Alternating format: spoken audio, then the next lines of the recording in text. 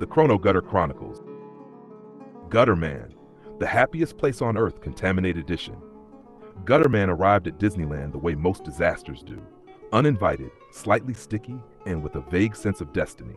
Larry the Bat hovered nearby, invisible to everyone. "This is it," Larry said. "Capitalism's cathedral of joy." Gutter Man squinted at the pastel skyline. "Looks like a birthday cake designed by a committee that hates sleep." He had gotten drunk for courage. Or maybe for insulation, hard to tell anymore. Security didn't notice him at first. Disneyland is very good at filtering sadness visually, not olfactorily. That was mistake number one. The incident. It happened near the water ride, a fake jungle river, loud birds, suspiciously enthusiastic animatronics. A child had slipped, no dramatic slow motion, no music swell, just panic. The kid went under. People froze in that modern way, where everyone is waiting for someone else to become responsible.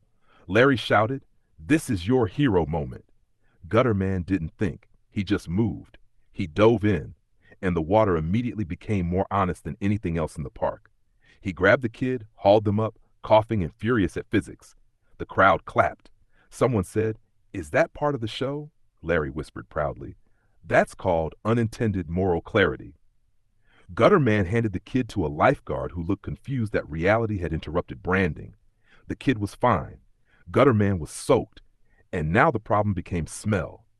The eviction security arrived like punctuation marks with badges. "Sir," one said, stepping back slightly, "are you intoxicated?"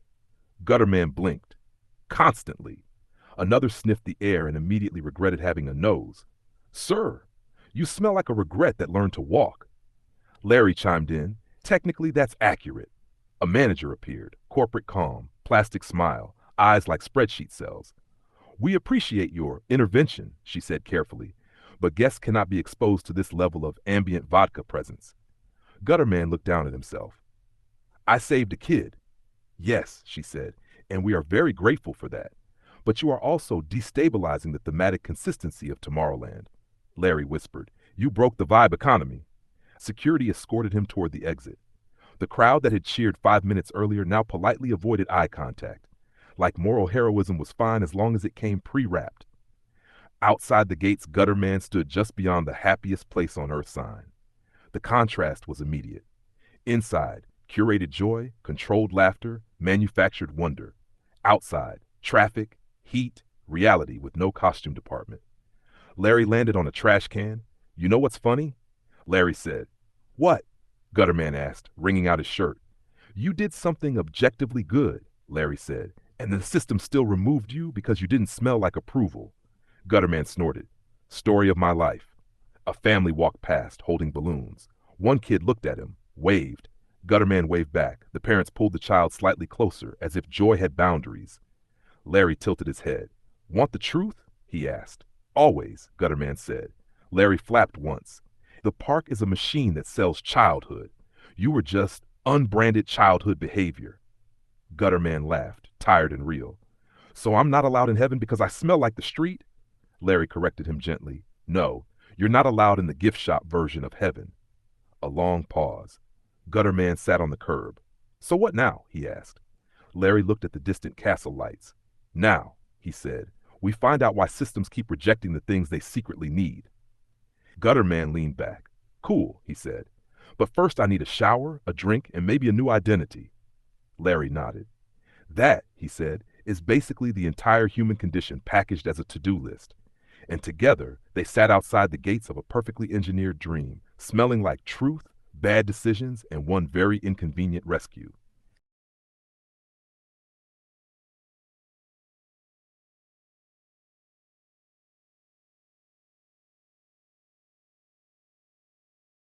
Gutter Man and the beach of unacceptable pets. The ocean had opinions today. They were loud, salty, and mildly judgmental. Gutter Man arrived at the beach first, already slightly sunburned in places that should not have been exposed to sunlight since 2014. Larry the Bat was tucked under his arm like a cursed plush toy. Behind him came two forces of chaos. First, Penny, known locally and unfortunately as Piss Girl, for reasons nobody fully explained and everyone immediately regretted asking about.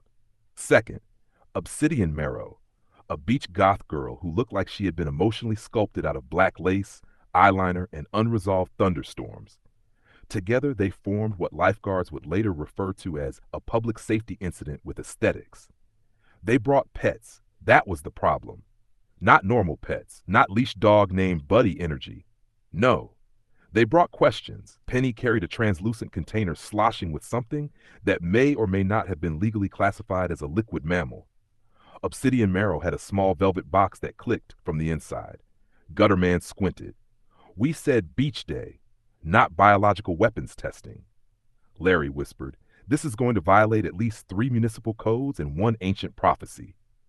Obsidian Marrow smiled faintly. They like the ocean. That's not comforting, Gutterman said. Penny nodded seriously. Mine feeds on attention and electrolytes. That's also not comforting, Gutterman repeated louder. They set up towels. Black towel. Gray towel. A towel that looked like it had given up halfway through being a towel. Around them, normal beach life continued. Frisbee, sunscreen, emotional repression. Then the pets escaped, not wandered off, not slipped free, escaped like they had been planning it since birth. The first was Penny's. It rolled onto the sand like a wet rumor, giggling in a frequency that made nearby seagulls reconsider existence. A lifeguard screamed, "Is that thing supposed to be multiplying?" Penny calmly replied, "It does that when it feels seen." Then Obsidian Marrow's box snapped open. Out came something angular. Too many joints, too much confidence. It immediately started rearranging beach chairs into a symbolic diagram of late-stage capitalism. Larry whispered, "That one reads Marx." Gutterman said, "Why does everything we own have opinions?" Within minutes, a sandcastle was declared a failing government. A volleyball net achieved sentience and filed for divorce. 3 toddlers formed a union. 1 seagull resigned from reality, the woman. The beach became interpretive. Gutterman tried to intervene. He always did. He grabbed Penny's creature, which immediately began whispering his childhood insecurities in alphabetical order. He dropped it instantly. "I regret touching knowledge," he said. Obsidian Marrow's creature crawled up a lifeguard chair and began holding what looked like a tiny revolutionary rally. Larry flapped excitedly. "This is either chaos or political awakening. Hard to tell at this latitude." Then the authorities arrived. Not police first, worse. Beach management, wearing polos, carrying laminated disappointment. "Ma'am," one said to Obsidian Marrow, "you cannot deploy existential entities in a designated swim zone." "They're not entities," she replied calmly. "They're expressions." The manager blinked twice. "Ma'am, one of them just unionized a bucket." Gutterman stood in the middle of it all, dripping ocean water in regret. "I just wanted a normal beach day," he muttered. Larry landed on his shoulder. "Define normal." A wave hit the shore. For a moment, everything paused. Even the creatures, even the bureaucracy, even the idea of sanity. Then Penny's creature escaped fully into the ocean and immediately began negotiating territorial rights with the tide. Obsidian Marrow's creature followed, declaring the Pacific Ocean a problematic structure with historical baggage. The sea accepted the feedback. That was the worst part. By sunset, everyone was being escorted off the beach, not arrested, not banned, just politely removed from reality's guest list. Gutterman looked back once. "You think we're the problem?" he asked Larry. Larry thought for a long time, then said, "No. We're just what happens when the world stops agreeing on what counts as normal and keeps going anyway." Behind them, the ocean quietly reorganized itself into something slightly more honest, and the beach never spoke of that day again. Miss Piss and the last Snickers of Western civilization. Nobody knew where the baby came from, including Miss Piss. One minute she and Gutterman were behind a laundromat arguing about whether raccoons understood capitalism, and the next minute she emerged from an alley holding a baby wearing tiny sunglasses. Gutterman blinked slowly. "Whose child is that?" Miss Piss shrugged. "Temporary." Larry the Bat descended from a telephone wire. Whack, that answer contained 0 useful information. The baby burped with surprising authority. It was 1:47 a.m. The city had entered its sacred hour of flickering neon, police helicopters, and decisions that permanently alter court records. Miss Piss stared at the glowing liquor sign across the street. "I need cigarettes," she announced. "You don't smoke cigarettes," Gutterman said. "I know," she replied. "That's how bad things are." Larry narrowed his imaginary eyes. She's entering goblin mode. Inside the liquor store, the cashier was watching a tiny television mounted in the corner, showing three men in suits arguing about the economy like raccoons fighting over a microwave. The cashier looked exhausted beyond biology. Miss Piss entered holding the baby under one arm like a football. In her other hand, a revolver. Not dramatically, almost casually, like someone carrying groceries they regretted buying. The cashier froze. The baby hiccuped. Larry whispered from the chips aisle, "This is either the collapse of empire or a Lana Del Rey song." Miss Piss pointed the gun vaguely. "Okay," she said. "Everybody stay emotionally horizontal." The cashier raised his hands. "What do you want?" Miss Piss looked around, then at the baby, then back at the cashier. "Honestly," she said, "affordable housing, universal health care, maybe one uninterrupted nap." The cashier nodded slowly. "Fair. Also cigarettes." "Of course." Meanwhile, Gutterman stood near the beef jerky section having a moral crisis. "This feels wrong," he whispered. Larry landed beside a rack of scratchers. "You know what's interesting?" Larry said. "Corporations steal wages with paperwork and nobody calls SWAT. One weird woman does amateur theater with a revolver and suddenly everyone remembers ethics. That's not helping. I'm imaginary. Helping isn't legally binding." Then everything went bad. Because of course it did. A security guard entered carrying a hot dog and immediately dropped it. Oh, hell no. Miss Piss turned. The baby sneezed. The gun went off accidentally. Blam. A bottle of peach schnapps exploded behind the counter like alcoholic fireworks. Everyone screamed. The television kept calmly discussing inflation. "Run!" Miss Piss yelled. Again, always the plan. They bolted through the aisles. Gutterman slipped on Funyuns. Larry screamed tactical updates from the ceiling. "Left! No, your capitalist left!" The cashier ducked behind the counter shouting, "I get paid $9 an hour for this!" Outside, chaos unfolded beautifully. Miss Piss sprinted across the parking lot holding the baby, the revolver, 2 cartons of cigarettes, and somehow a frozen burrito. A police siren wailed nearby. Gutterman gasped for air. "Why did you take the burrito?" "I panicked! That's your answer to everything!" Then came the dog, huge, foaming slightly, chained behind a fence near the alley exit. The beast lunged forward barking like rent was due. Miss Piss froze. The chain barely held. The dog's eyes locked on the burrito. Larry whispered, "We are seconds away from becoming folklore." The chain snapped. The dog charged. Time slowed. Gutterman screamed. The baby laughed. And Miss Piss, acting on instincts forged entirely from poor decisions, reached into her stolen bag and hurled a Snickers bar directly into the air.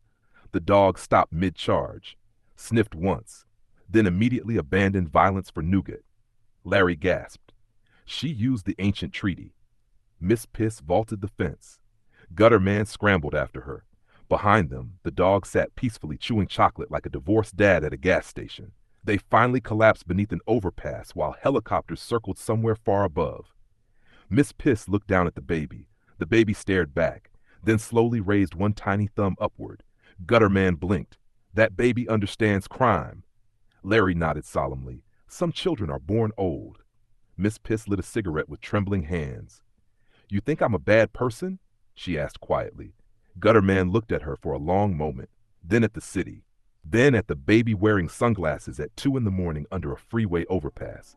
"I think," he said carefully, "you're what happens when a society turns survival into improv comedy." Larry wiped away an imaginary tear. "Beautiful," he whispered. "Absolutely unemployable, but beautiful." Gutterman and the great 7-Eleven tactical withdrawal.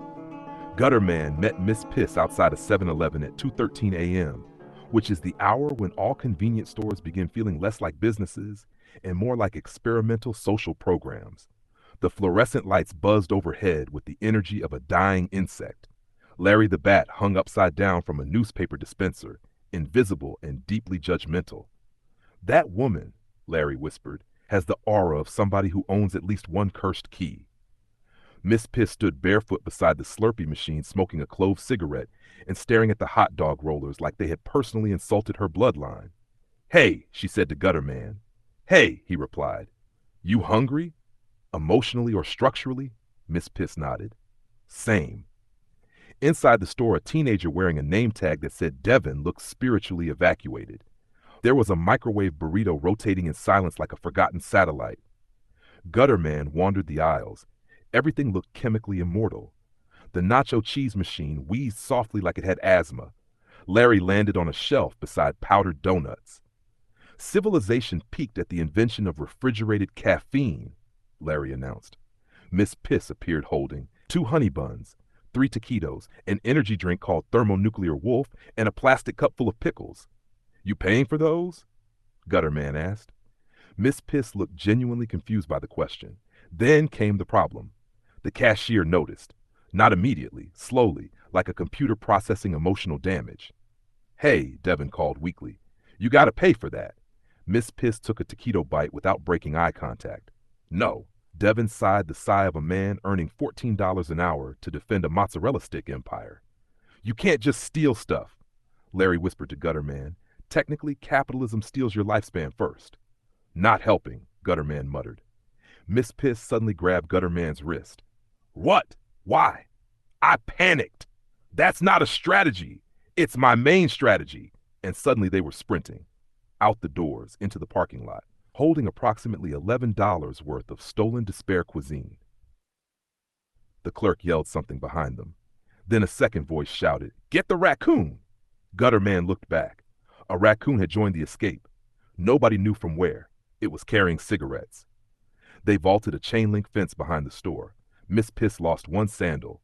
Larry screamed tactical advice from the air like a tiny drunk war general. Left! No, your other left! Behind them came chaos. A security guard on a Segway. Not a fast Segway, but emotionally determined. This is how I die, Gutterman wheezed. Over taquitos. Miss Piss was laughing too hard to breathe. That's freedom, baby. That's sodium poisoning with cardio. Then came the drainage canal. Concrete walls. 30 feet down. Tiny trickle of water at the bottom carrying one Croc sandal in what appeared to be a haunted shopping list. Miss Piss skidded to a halt. Oh no. Behind them, the Segway guard approached slowly, majestically, like an exhausted mall cop sent by fate itself. You're trapped, he shouted. Larry whispered, he believes in himself. Dangerous. Miss Piss looked at Gutterman. Gutterman looked at Miss Piss. Then both looked down into the canal. This is stupid, he said. Correct, Miss Piss replied. Then they jumped. The landing nearly killed them. Gutterman rolled through shallow water and expired lettuce. Miss Piss landed face first in mud and emerged holding the taquitos triumphantly above her head like sacred artifacts. Larry circled overhead. The raccoon made it, he announced. Indeed it had. The raccoon sat nearby smoking one of the stolen cigarettes with the expression of a World War II veteran. Above them, the guard peered down into the canal, then sighed. You people need therapy. Gutterman lay on the concrete staring at the stars. Miss Piss handed him a crushed honey bun. You okay? He took a long breath. My spine made a sound that I think violated physics. Miss Piss nodded sympathetically. Then the raccoon stole the energy drink and vanished into darkness forever. Larry watched it go. A king, he said quietly. The four of them sat there in silence beneath the city glow. One gutter philosopher, one feral chaos goblin, one imaginary bat, and one raccoon ascending toward legend. Above them, civilization hummed on, selling snacks, punishing poverty, and pretending none of this was connected.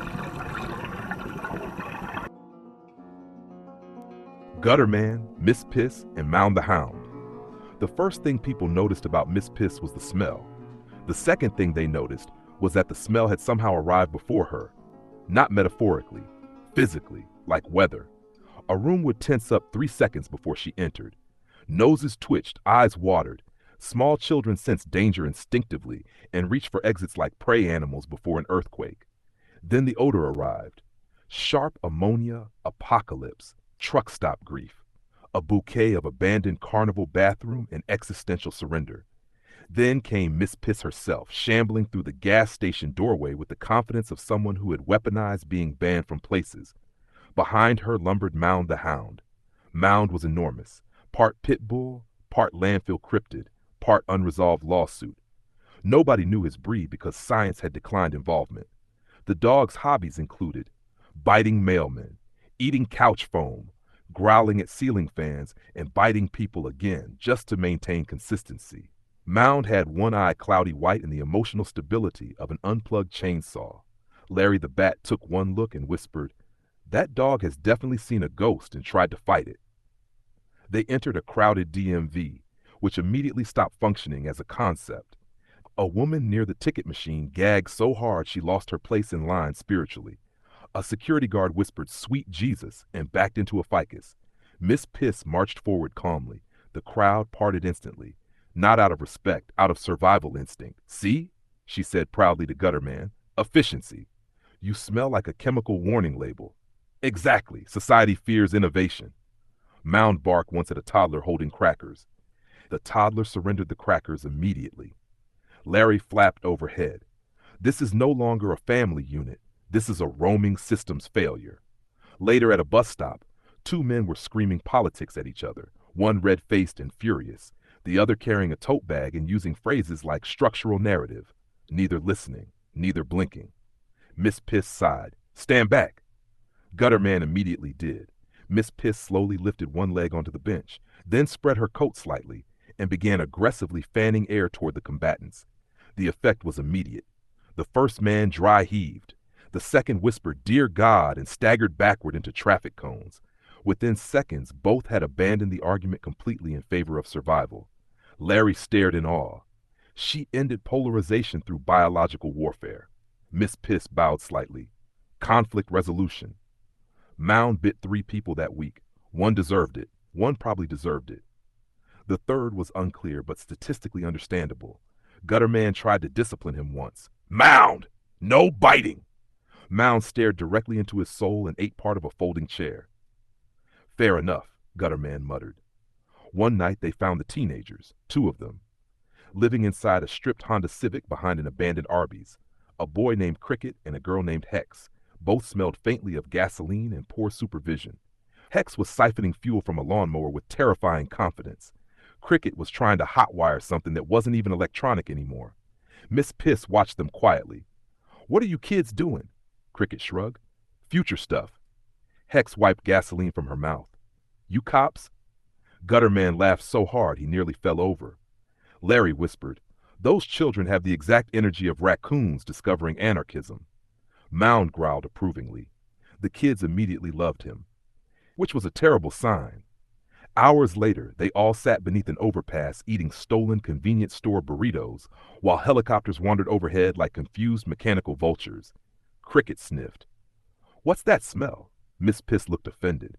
"Authority hates natural women." Hex nodded thoughtfully. "I respect it." Gutterman stared at the 4 of them. One feral odor goblin, one attack dog from Hell's recycling bin, 2 teenage gasoline bandits, and one imaginary bat lecturing pigeons about class consciousness. And somehow, it felt like a family, a deeply concerning family. But still, Larry landed on Mound's head. "You realize," Larry said, "you people have accidentally formed a tiny civilization." Miss Piss lit a cigarette. Cricket stole hubcaps absent-mindedly. Hex drank orange soda that glowed slightly. Mound bit a shopping cart, and Gutterman smiled despite himself. Above them, the city kept grinding forward, selling loneliness, criminalizing poverty, and pretending broken people were isolated incidents instead of a business model. But under the overpass, in the kingdom of fumes and bad choices, they had each other. Gutterman and the extremely incorrect house. By midnight, the family had acquired 2 stolen burritos, half a bottle of peppermint schnapps, 3 mismatched cigarettes, 1 traffic cone, and a kayak paddle. Nobody remembered stealing. Mound the Hound trotted proudly beside them, carrying a rotisserie chicken in his mouth, like a wolf returning from war. The city glowed around them in sodium orange exhaustion. Hex and Cricket walked behind Gutterman, listening to one of his lectures, which usually began with philosophy and ended with police sirens. Gutterman pointed dramatically at his own body. "You see this outfit?" Hex nodded cautiously. "Every single item is stolen." Cricket looked impressed. "The jacket? Stolen. The boots? Especially stolen. The sunglasses? Fun fact," Gutterman said proudly, "I stole these from a gas station while wearing another pair I had already stolen." Larry the Bat flapped beside him. "He dresses like a raccoon with credit card debt." Gutterman continued, "These socks? Airport Marriott Laundry Cart 2017. Belt, pawn shop confusion event. Pants, Salvation Army donation bin liberation mission." Miss Piss sniffed loudly. "What about the underwear?" Gutterman grew solemn. We do not discuss the underwear incident. Even Larry went quiet. By 2:30 a.m., everyone was catastrophically drunk. Miss Piss smelled strong enough to peel old paint from passing cars. Cricket had stolen a garden gnome and begun speaking to it like a financial advisor. Hex kept trying to fight decorative statues. Mound bit a parked bicycle out of principle. And Larry was upside down on a street lamp giving an imaginary TED talk about how raccoons were the final stage of capitalism. Then came the idea, the terrible idea. The idea that arrives only when alcohol and confidence accidentally mate. We should throw a party, Miss Piss announced. With who? Gutterman asked. Ourselves. That's just breaking into somewhere. Exactly. They found the house at the end of a cul-de-sac. Dark, quiet, perfect, or so they thought. Cricket jimmied the window open with a spatula for reasons nobody questioned anymore. They climbed inside. Mound immediately peed on a decorative pillow. Larry whispered, "We have crossed into felony theater." The house was beautiful. Rich people beautiful. Everything beige and expensive. Bowls that existed purely for decoration. Soap nobody was allowed to touch. Gutterman opened the fridge and gasped, "These people own 6 kinds of mustard." Miss Piss was already drinking wine directly from the bottle. Hex discovered a massage chair and began sobbing emotionally into its settings menu. Cricket found a wall-mounted sword and declared himself Garage King. Mound vanished briefly and returned carrying an entire ham. Then the lights turned on. Everyone froze. At the top of the staircase stood an elderly couple in matching robes. Silence. The old woman blinked twice. The old man stared at Mound eating ham on the carpet. Then at Miss Piss. Then immediately gagged. "My God," he whispered. "What is that smell?" Miss Piss raised the wine bottle politely. Economic anxiety. The old woman clutched her chest. "Harold called the police," Larry whispered. "Fair reaction, honestly." Panic detonated instantly. Cricket tried to flee through the pantry and got trapped among canned beans. Hex accidentally activated the massage chair's maximum setting and disappeared backward into furniture vibrations. Mound barked at a ceramic owl and shattered it emotionally. Gutterman raised both hands. "Okay, nobody freak out." "You are in our house!" Harold screamed. "That's fair," Gutterman admitted. Miss Piss suddenly spread her jacket slightly. The odor hit the staircase like a chemical riot. Harold gagged so violently he sat down mid-emergency. The old woman stumbled backward with "Sweet merciful Christ." Larry shouted, "Biological exit window! Move, move, move!" And suddenly everybody ran. Through the kitchen, out the back door, over a fence, Mound carrying the ham triumphantly like a conquering barbarian.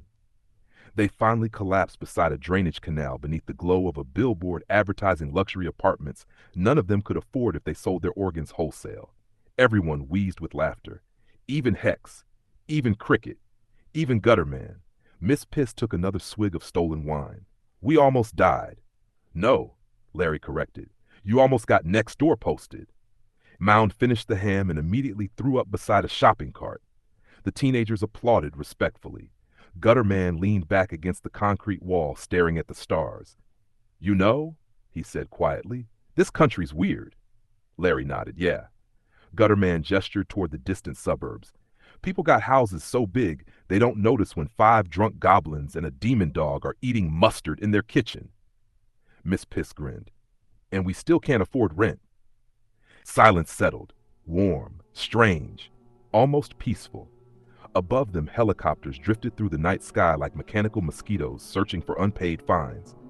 And beneath the city, hidden under overpasses and bad decisions, their tiny broken family laughed until sunrise.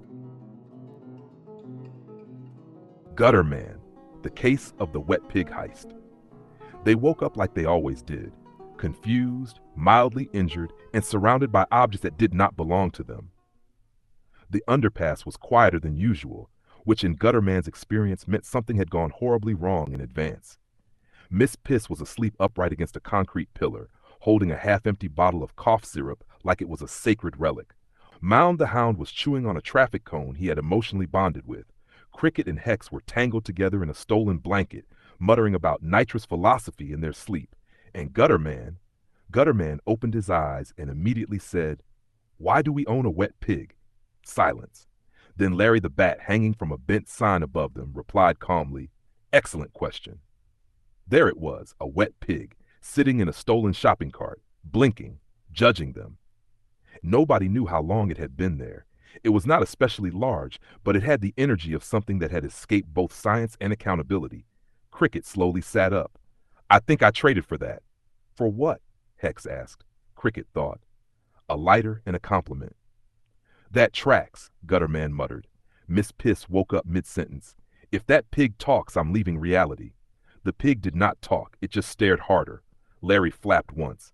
I hate to say it, he said, but this is not the first time we've acquired livestock under suspicious circumstances.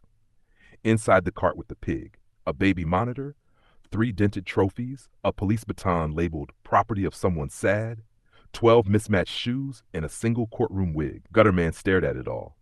This is not theft, he said slowly. This is narrative leakage. Miss Piss sniffed the air. It smells like we were productive last night. We absolutely were not, Hex said. Mound barked once at the pig. The pig blinked back like it had legal representation.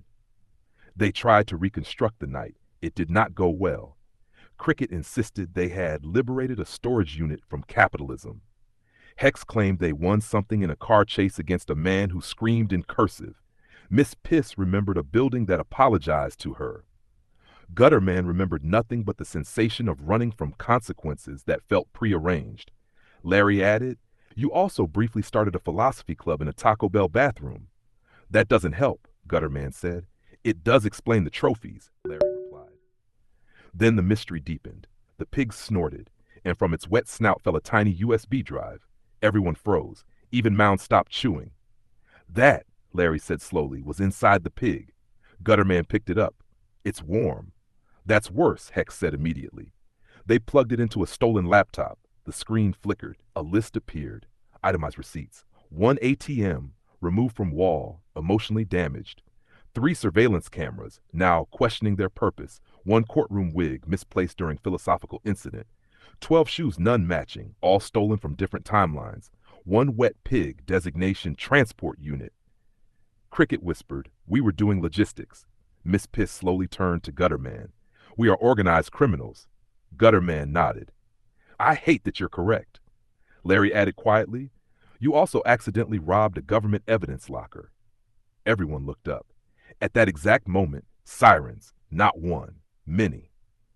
Outside the underpass, reality caught up like a debt collector with legs. Police lights painted the concrete in consequences. A megaphone voice echoed, You are surrounded. Miss Piss stood up slowly. Mound growled. Cricket immediately tried to start the stolen car with a spoon. Hex whispered, We could probably negotiate. Larry said, No one negotiates with wet pig incidents. The pig oinked once, very judicially. Gutterman looked at his group, his stolen shoes, his chaotic family, his inexplicable livestock, then at the approaching line of flashing red and blue certainty. Okay, he said calmly, I think we finally found the thing we can't fan away. Miss Piss smiled faintly. So what now? Gutterman exhaled. Now felt different, less funny, more real. Now, he said, we figure out who put the pig in charge of everything we stole, because I have a feeling the pig is just the delivery system. Larry flapped once, serious for the first time. And whatever's behind it, he added, has already started billing us. The sirens got closer. The wet pig blinked, and for the first time, it looked like it knew exactly where they were going. The underpass was quiet in that wrong kind of way, not peaceful, more like everything had agreed to hold its breath at once. The wet pig sat in a stolen shopping cart like it belonged there. One of the courtroom wigs had slipped down over its eyes, giving it the faint look of a bureaucrat who had stopped caring mid-hearing. Miss Piss was awake first. Already holding a knife she was sharpening against a cart rail for no practical reason. Gutterman sat nearby, staring at a USB drive he didn't remember acquiring. Larry the Bat hung from a bent sign, watching. Hex and Cricket were still half asleep in a pile of stolen blankets. Mound the Hound was chewing something that had once been a bicycle reflector. Gutterman finally spoke. We need to talk about that word people keep using. Cricket groaned. Which one? Unalived. Hex opened one eye. That just means dead. Exactly, Gutterman said. We've built language so soft it starts folding around reality instead of naming it. Larry added, it's substitution language. When direct terms become uncomfortable, people people replace them with buffer phrases. Miss Pish shrugged. Does it matter what you call it if it still happens? No one answered that immediately. Gutterman looked back at the USB drive and plugged it into a stolen laptop. A file list appeared. Itemized data, inventory entries, movement logs. Cricket leaned in. Why does it look like we're tracking stuff? Because we are, Gutterman said. Hex frowned. We didn't organize any of this. That's the problem, Larry said. A classification field appeared at the top of the file. Class designation extreme wealth holders. Gutterman narrowed his eyes. That's a very clean label for something that usually gets argued about online. Miss Piss leaned closer.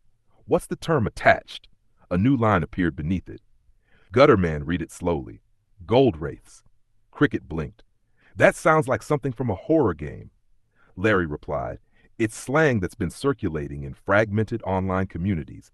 It refers to billionaire-class individuals as if they are detached from normal consequence structures, not literal beings, a metaphor people use when systems feel unreachable. Hex sat up a little more. So it's just people being angry with rich people. Not just anger, Larry said. Also distance. When people can't directly engage with systems, they start turning them into symbols. Miss Piss tapped the screen. So instead of saying billionaires, they say something that makes it sound like they're not even human anymore. Gutterman nodded slowly. That's where it gets dangerous. Mound barked once sharply, then went back to chewing. Cricket asked, dangerous how? Gutterman didn't answer right away, because outside the underpass, faint sirens were getting closer. Not random, coordinated.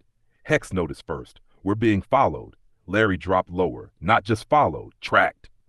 Miss Piss stood up, rolling her shoulders. So the pig, she said, looking at the cart, the stolen items, the logs, all connected. Gutterman exhaled. Yeah, he said, this isn't random stealing. It's inventory. Cricket looked at the cart. Whose inventory? No one answered. The wet pig shifted slightly, still silent. Gutterman closed the laptop. Doesn't matter yet, he said. First we figure out what system is accounting for us. Miss Piss smirked. And then? Gutterman looked toward the approaching lights beyond the underpass. Then we find out why it thinks we're missing property instead of people. The sirens drew closer. Mound growled low. And for the first time, the group wasn't just running from consequences. They were being measured by them. The underpass was quiet in that wrong kind of way. Not peaceful. More like everything had agreed to hold its breath at once. The wet pig sat in a stolen shopping cart like it belonged there. One of the courtroom wigs had slipped down over its eyes, giving it the faint look of a bureaucrat who had stopped caring mid-hearing. Miss Piss was awake first, already holding a knife she was sharpening against a cart rail for no practical reason. Gutterman sat nearby, staring at a USB drive he didn't remember acquiring. Larry the Bat hung from a bent sign, watching. Hex and Cricket were still half asleep in a pile of stolen blankets. Mound the Hound was chewing something that had once been a bicycle reflector. Gutterman finally spoke. We need to talk about that word people keep using. Cricket groaned. Which one? Unalived. Hex opened one eye. That just means dead. Exactly, Gutterman said. We've built language so soft it starts folding around reality instead of naming it. Larry added, it's substitution language. When direct terms become uncomfortable, people replace them with buffer phrases. Miss Piss shrugged. Does it matter what you call it if it still happens? No one answered that immediately.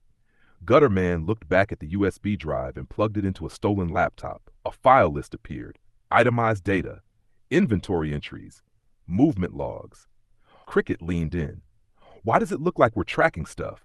Because we are, Gutterman said. Hex frowned. We didn't organize any of this. That's the problem, Larry said. A classification field appeared at the top of the file. Class designation, extreme wealth holders. Gutterman narrowed his eyes. That's a very clean label for something that usually gets argued about online. Miss Piss leaned closer. What's the term attached? A new line appeared beneath it. Gutterman read it slowly. Gold wraiths. Cricket blinked. That sounds like something from a horror game. Larry replied. It's slang that's been circulating in fragmented online communities. It refers to billionaire-class individuals as if they are detached from normal consequence structures. Not literal beings, a metaphor people use when systems feel unreachable. Hex sat up a little more. So it's just people being angry with rich people. Not just anger, Larry said. Also distance. When people can't directly engage systems, they start turning them into symbols. Miss Piss tapped the screen. So instead of saying billionaires, they say something that makes it sound like they're not even human anymore. Gutterman nodded slowly. That's where it gets dangerous. Mound barked once, sharply, then went back to chewing. Cricket asked, dangerous how? Gutterman didn't answer right away, because outside the underpass, faint sirens were getting closer. Not random, coordinated. Hex noticed first. We're being followed. Larry dropped lower. Not just followed, tracked. Miss Piss stood up, rolling her shoulders. So the pig, she said, looking at the cart, the stolen items, the logs, all connected. Gutterman exhaled. Yeah, he said. This isn't random stealing. It's inventory. Cricket looked at the cart. No one answered. The wet pig shifted slightly, still silent. Gutterman closed the laptop. Doesn't matter yet, he said. First, we figure out what system is accounting for us. Miss Piss smirked. And then? Gutterman looked toward the approaching lights beyond the underpass. Then we find out why it thinks we're missing property instead of people. The sirens drew closer. Mound growled low. And for the first time, the group wasn't just running from consequences. They were being measured by them.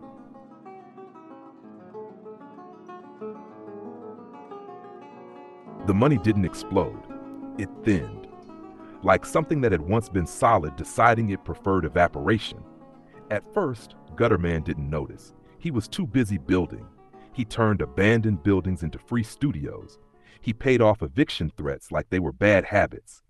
He bought industrial spaces and filled them with people who had been told too many times they didn't qualify for anything. Larry called it accidental municipal behavior. Miss Piss called it you turning trauma into zoning law. Gutterman called it finally using the receipts. But the system doesn't like unassigned generosity. It prefers predictable waste. So the attention shifted. Less applause, more distance. Invitations turned into mentions. Mentions turned into footnotes. Footnotes turned into silence with better lighting.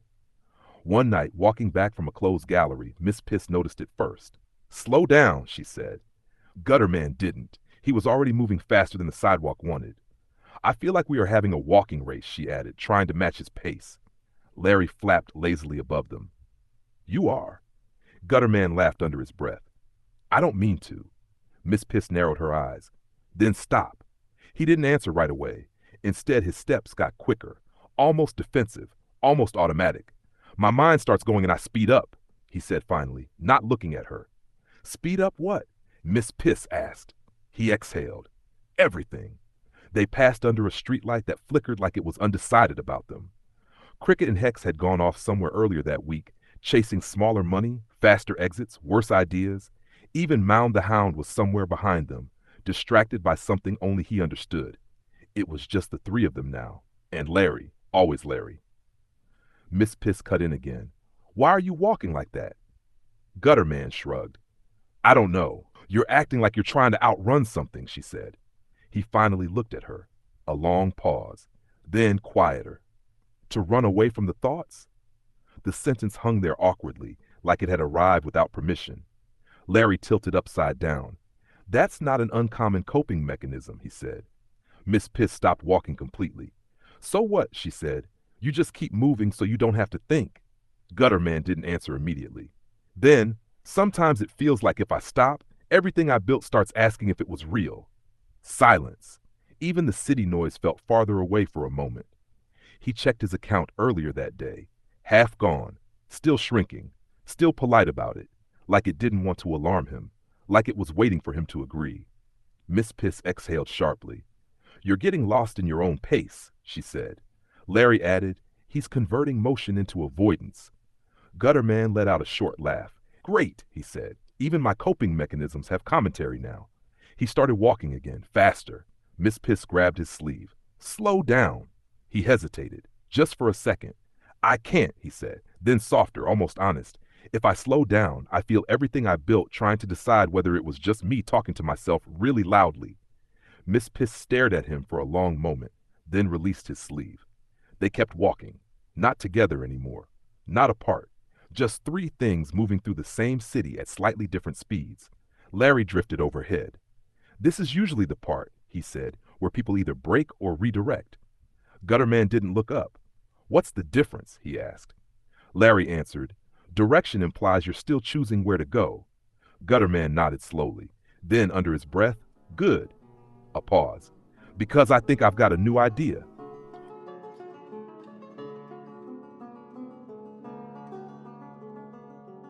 Gutterman and Miss Piss, the cruise that ended in fire, blood, and an island shaped like the wind.